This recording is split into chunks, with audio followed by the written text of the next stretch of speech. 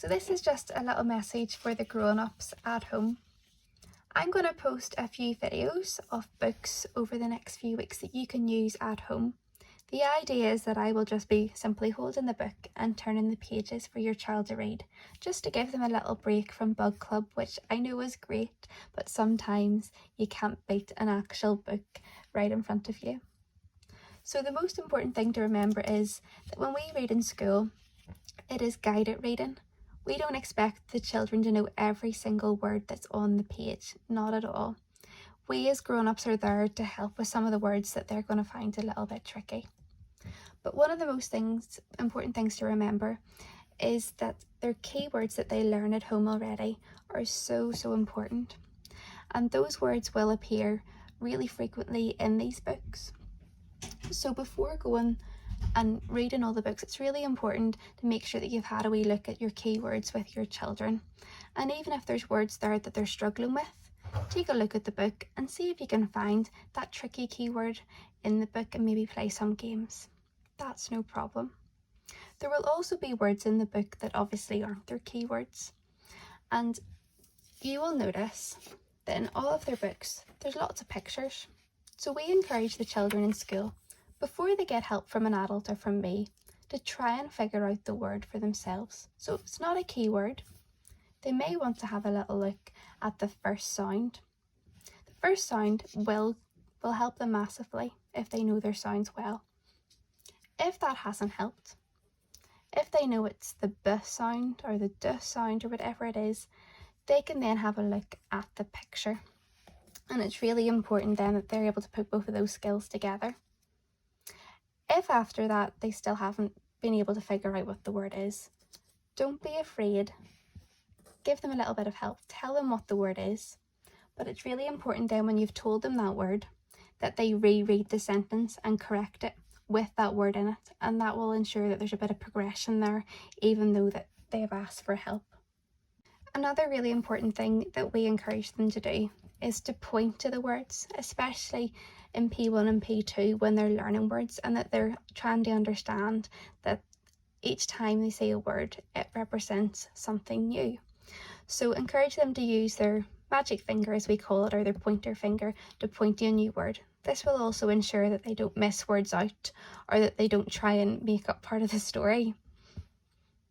As they progress through the reading levels, new reading strategies will be taught to them, but the ones that I've discussed there are the main ones, are the most important reading strategies out of them all. So remember, the keywords, so important. Pointing to each of the words. If they need to, they can look at the picture, saying the first sound. They are the most important reading strategies, but they will learn more as they progress through the different reading levels.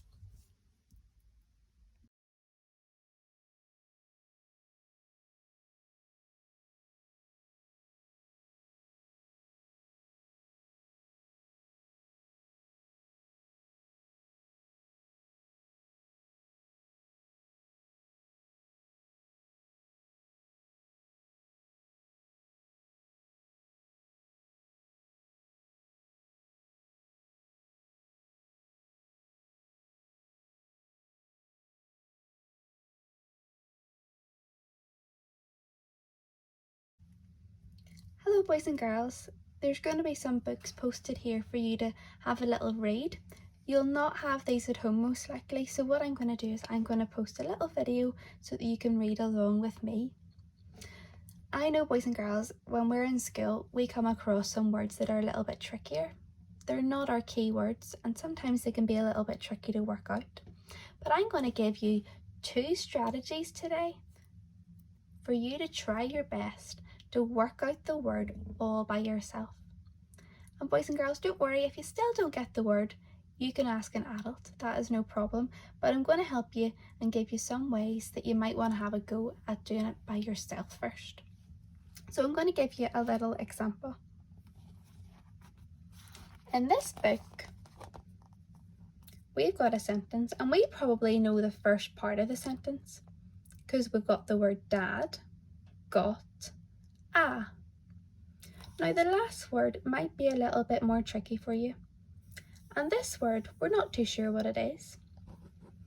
So the first way that you might be able to figure out what this tricky word might be is to mouse the mouth, which just means that you say the first sound of the word. So forget about all the other sounds in this tricky word. The beginning sound, or the first sound, is the D sound. So what do you think begins with D? Is it Dad got a dog? Well, dog begins with D as well, but I don't think it's dog. So the other thing that can help you, the other strategy that you might want to use, is you might want to be like an owl and look at the picture and look at it in close detail. So we know the first sound of this word is D. I wonder what is in the picture that Daddy has got that begins with D. What is he holding? He's holding the duck. So remember, boys and girls, if you're stuck on a word that's tricky, don't panic, that's absolutely fine. But first of all, have a really close look at the first sound. The first sound can give you a clue to what it is. Then if you're still stuck, think about the first sound and what begins with that sound in the picture. Just like we had D in the last sentence there, and it could have been dog, it could have been duck, it could have been anything beginning with D, but the real clue was what was in the picture and what Daddy was holding. So we figured out together that it was duck. If none of those strategies work, remember, that's when you can ask a grown-up. So let's get started.